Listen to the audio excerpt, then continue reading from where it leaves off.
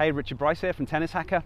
In this video, I'm going to be talking about the key to getting both power and spin on your forehand. Now, obviously, there's a lot of important things and a lot of stuff that goes into a high-level forehand, but if you don't have this, you'll never develop the forehand that you want. All great players can do it. Anytime you see someone crunching forehands, they've got this. So what I'm talking about is timing. Everything comes down to timing. So I'm going to be breaking down exactly what I mean by that. We're also going to be reverse engineering the forehand so you can understand where the power comes from, where the spin comes from in terms of different body movements. So then we can look at things that you can do to kind of tweak and change things and ways to think to hopefully improve your timing. And I'm also going to talk about some of the different physical limitations and things that can hold people back and prevent them from improving, and some of the things that you can do to address those as well. So I hope you get a lot out of this video. If you do, it'd be awesome if you could give me a thumbs up, and also subscribe to my channel because it helps me get this information to more people. And as you know, tennis can be very frustrating, so I want to hopefully help as many people as I can. Okay, so we need to start by defining what we mean by timing. Well, timing is tricky because it's slightly different on every shot, but there is more ideal and less ideal contact points. So timing is really about your ability to judge how far the ball is away, to judge how quickly the ball is traveling towards you, so that you can start your swing at the right moment, so you can complete your swing and meet the ball out in front of your body, because as I'm about to explain, you need to meet the ball out in front of your body to hit with both power and spin in an efficient way.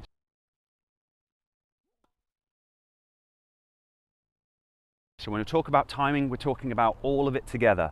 The visual perceptions, the judgment of distance and speed, and we're talking about starting the movement sufficiently early, and we're talking about the coordination and speed of your movements relative to the ball that's coming towards you. Okay, so let's reverse engineer things. We're going to start at the contact point because obviously that's the most important thing. We need to have forwards racket head speed to get power, and we need to have upwards racket head speed to generate the spin. So we need to see what body movements contribute to that to understand what things that we can change and what we can work on. So like I just said a moment ago, we need to contact the ball out in front if we want to get both power and spin. So the timing is all about being able to do that. The reason for that isn't so much about the power, because it's easy to generate power. People can just slap the ball and it'll go hard. The problem is making it land in, and that's where the topspin comes from. Now, there's a few different movements that we could use to get topspin. One of them is going to be bending and straightening the leg. If I do that, I can go up the back of the ball. But obviously it's very slow, it's very cumbersome, it's not going to be the main source of spin. The next thing I could do is I could raise my shoulder forwards like that. That could provide spin and forwards movement. It's going to be a little bit cumbersome, so it would take a lot of effort. It's also going to be difficult on high balls. The next thing I could do would be to raise my arm to the side. Again, you can see I can get spin fairly easy by doing that, but it's not going to give me much forwards power. Again, there's going to be limitations. So where most of the topspin comes from is shoulder internal rotation. So this is external rotation, this is internal rotation. If I have the ball in front of me, very easily I can internally rotate. It doesn't take much effort, and I can get lots of spin on the ball. I could be in an open stance, same thing, very easily internally rotating and get lots of spin on the ball. I can do it on higher balls, I can do it on lower balls. So it's the internal rotation that generates the topspin. Now, out in front, yes, but as soon as that ball is to the side of me, or the side of me, which is what really holds a lot of people back, they're hitting it late, it's too far back, they're not able to use this internal rotation to generate spin. And that's why you see so many players kind of forcing it and wristing it and arming it and kind of the elbow coming up, because they're unable to do things officially without getting that contact point out in front. So we need the contact point out in front. The timing is going to be about making that happen. Now let's quickly look at where the power comes from. The power is basically going to come from three movements combined. It's going to come from leg drive, it's going to come from torso rotation, and it's going to come from bringing the shoulder forwards. It's basically a 1, 2, 3 thing. Depending on a few things, the exact timing can vary, and that's going to be part of the puzzle that we've got to solve. But it's going to start with a leg drive, then a torso rotation, then arm abduction, shoulder abduction, bringing the arm forwards like that to finish the movement off. It's the same thing if I'm in a neutral stance, so it's still leg drive, torso drive, shoulder, and then the internal rotation for the spin. Same thing in the open stance. You're still setting your hips up, pointing that way. The body's still rotated. It's still hip, torso, shoulder, internal rotation for the spin. So they're the body movements that contributes to things. We've got the 3 different things for the power.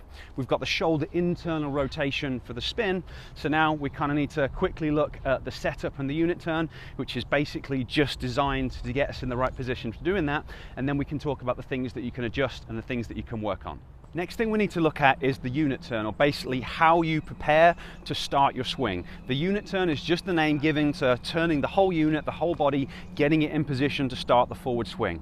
Now, the key thing is the opposite of what we've just talked about. So because we need to drive through our hip to generate power, at some point before you hit the ball, you're going to have to bend your legs, because that's going to allow you to drive the hip forwards.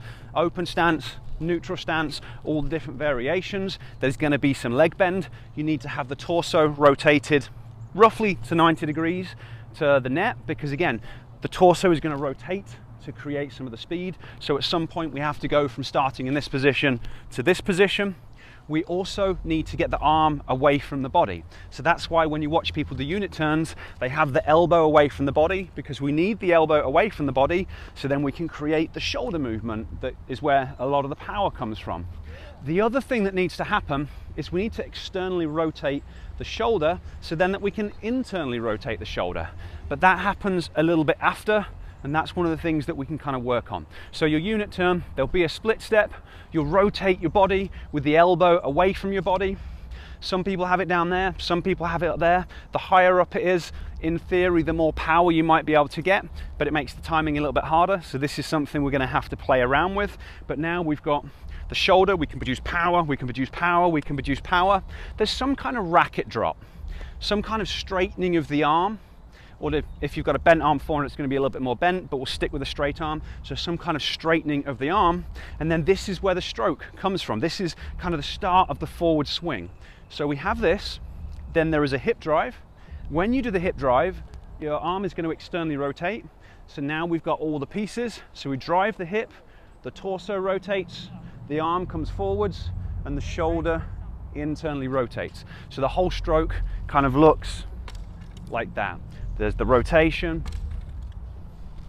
and it would still be the same if I was doing a neutral stance. I'm still going to do that unit turn, get into position, extend the arm, drive, and then hit through.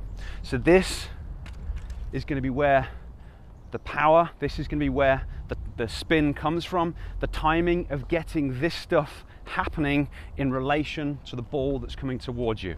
If I don't do it in time, it doesn't work. So what we need to figure out are, firstly, what are the things that are holding you back and preventing you from doing this, and then look at some of the things that you can think about and tweak and change to hopefully adjust this timing process.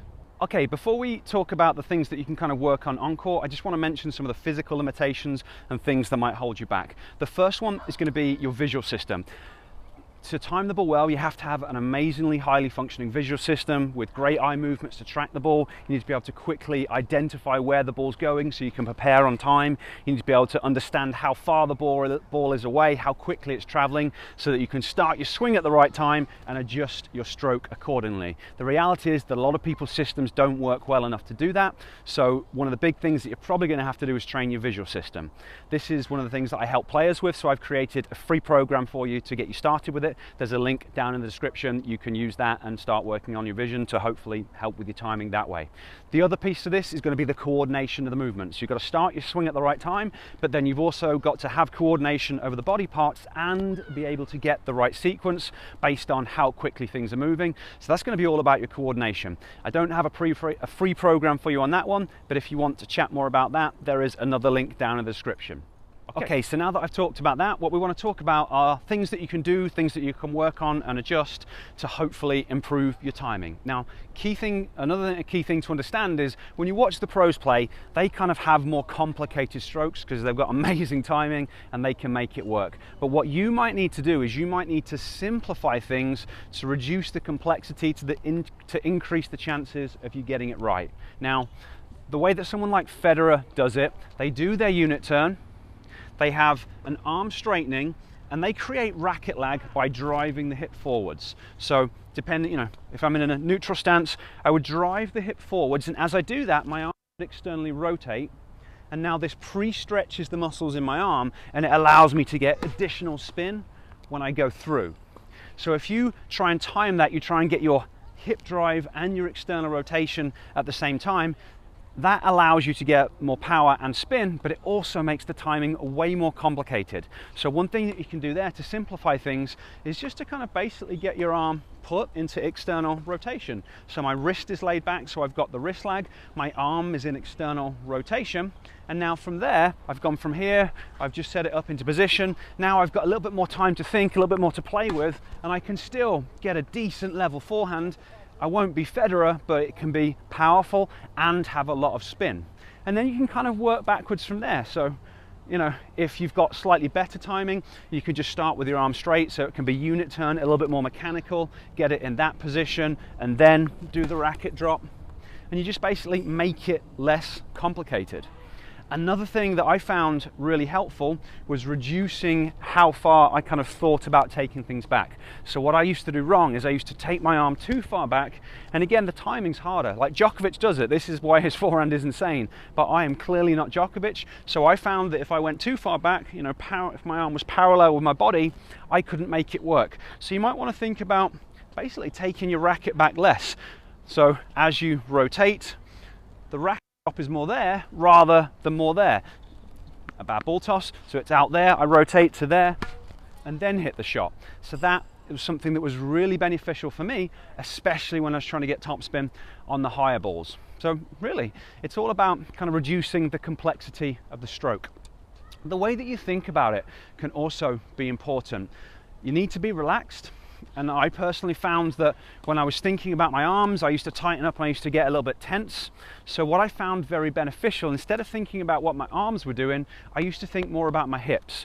So as the ball was traveling, I know when I want to start my swing, so I would think more about driving with my hips rather than thinking about using my arm. So potentially that might be something that you can play around with as well and see if there's some different ways that you can think about things to break habits. The final thing that I really want to say on this is you need to practice dealing with lots of different balls so that you can understand how it's going to react off the floor, so you can try and get this sequence of events. Now, obviously, I had the Topspin Pro, it's in the perfect position. I'm now dropping balls in the perfect position. It makes it really easy to get timing. But when the ball is coming at different speeds, different trajectories, different types of movement, it's at different heights, it changes things. So you need to practice that. This is where ball machines can come in really handy, or get a friend, basket of balls and just feed each other different shots so you can practice working on this type of thing, because there's, you know, all of it. At the end of the day, you are just going to have to do a little bit of experimentation. Okay, so if the ball is traveling low and hard, when do I need to start my swing in order to be able to make it work? If the ball is a little bit higher, okay, what do I need to do in terms of starting my swing and using my footwork to be able to meet the ball out in front and get the spin? So there is a bit of experimentation, and the best way is, like I said, ball machine, different speeds, practice the different options, or find a friend, invest in a basket of balls and help each other out as coaches, and just kind of work on your shots, then the other one work on your shots, and just kind of get used to the timing. Okay, maybe this video ended up being longer than I'd initially planned, but hopefully there was a lot of good information in there for you. To recap, timing, your ability to start your swing at the right moment relative to the ball that's coming towards you. We need to meet the ball out in front because we need hip drive, torso rotation, shoulder abduction to generate power. We need shoulder internal rotation to generate topspin. In order to make those things happen, we have to get that contact point out in front. The visual system is going to be really important for starting the swing. The coordination is going to be really important for making the swing happen at the right time. In terms of making your timing better, you can think about using your feet more, driving from your feet, and you can reduce the complexity of your stroke. And then experiment, get out there, have fun, really focus on trying to meet that ball in the right place and breaking these bad habits. And then of course, final thing, if you want help with vision and coordination, links are down below. I'd love to chat to you. Okay, thanks.